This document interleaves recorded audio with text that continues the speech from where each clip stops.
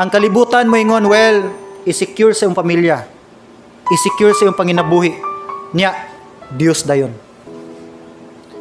Ayaw sagdol sa Dios kung guba pa imong kinabuhi. Sultihan ti ka, di gid na matulid hangtod di ka modol sa Dios. Duol sa Ginoo kung mabawas-bawasan imong sala, di gid moubos atong sala hangtod dili ta moduol sa Dios. I-secure sa iyong pamilya, i-secure iyong panginabuhi. Kung secure na tanan, hala, duol sa Dios.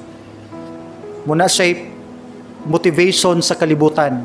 Pero ang Bible nag-ingon, dili.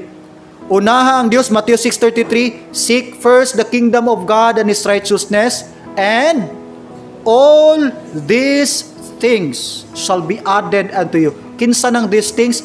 Family, relationship, money, career, health, future.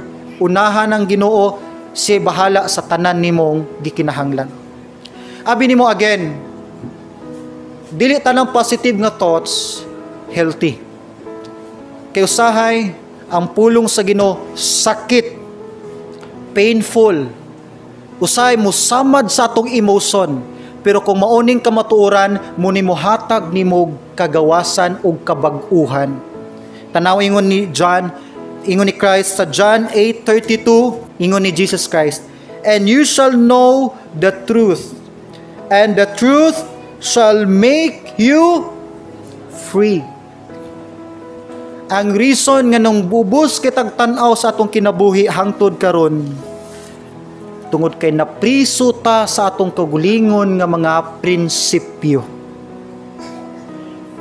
Napriso ta sa atong kagulingon nga mga prinsipyo, panghuna-huna. Hangtod nga dili ka mo embrace, mo apply sa pulong sa Ginoo sa biblical principle, di gyud ka mahimong gawas nun. Magpabilin kang slave sa butang principle sa kalibutan, pero in the sight of God, you are still a prisoner of yourself. Hangtod di ka kagawas diha higalegsoon, di gyud ka kakita sa essence sa imuhang kinabuhi. Before ko mo end, sukad na dawat nimo si Christ, lahi na gyud ka spiritually. Dawata gid na nga realidad. Lahi na ka sa ubang tao. Lahi na ka sa average nga mga tao sa kalibutan.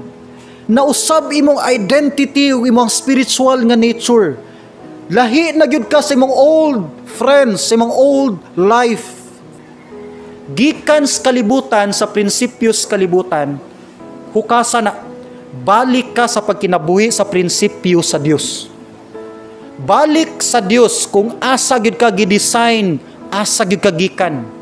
Diha nimo hinihinay mabalik ang comfort. Diha nimo hinihinay masabtan ang essence sa imong life, ang essence sa imong pagkakristohanon. Diha niyo ma-enjoy ang kinabuhi bisan sa gagmay nga mga butang ug mga achievements. Kay naa ka sa sakto nga dapit sa atong Ginoo. Amen. Walay peace sa wrong place. Walay kalinaw sa butang sa kalibutan.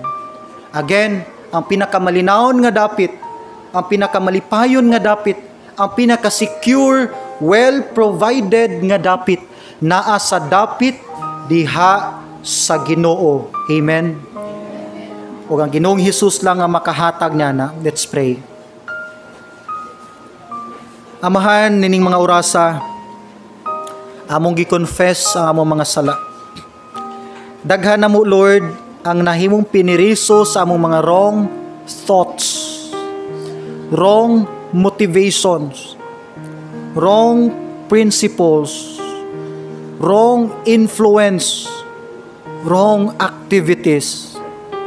Sige mig practice nining mga wrong nga mga butang, Ginoo, pero sige mig pangita sa kalipay ug kahayag sa kinabuhi.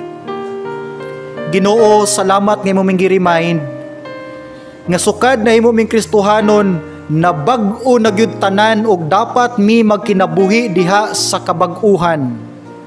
Dapat mi, Lord, magkinabuhi sa imong prinsipyo sanglit. Diha mi mahimong malipayon, malinawon o masabtan gyud ang among kinabuhi. Ginoo, dad amig balik sa imuhang sabakan. I-restore among fellowship. I-restore, Lord, ang among joy, among reputation, ang among inner peace, Lord, ibalik pinagi si mong Holy Spirit. Ibalik, Lord, ang among integrity nga gitamak-tamakan nagmaayo, Ginoo, sa kalibutan.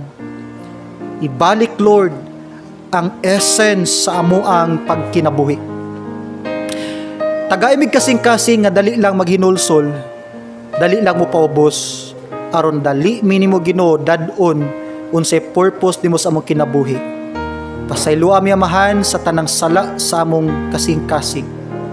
Bag-uha among kinabuhi, usba among perspective, tagaimig positibo, grounded sa kamatuoran nga mind setting. In Jesus' name, Amen ug Amen.